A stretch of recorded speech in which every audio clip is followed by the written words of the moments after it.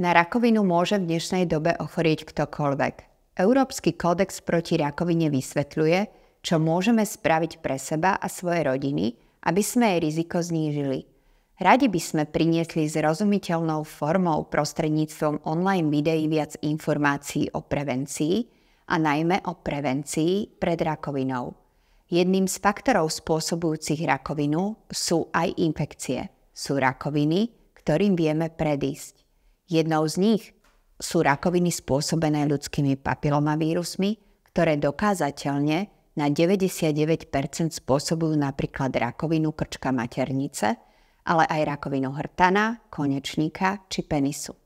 Cieľom týchto videí je zvýšiť povedomie o infekciách spôsobených týmito vírusmi s cieľom znížiť výskyt rakovín spôsobených HPV vírusom.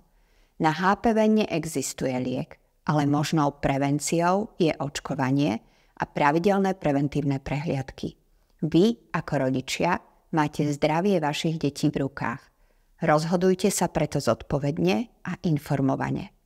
Viac informácií dostanete samozrejme u pediatra vášho dieťaťa a ako doplnok môžu slúžiť aj videá od odborníkov na tejto stránke.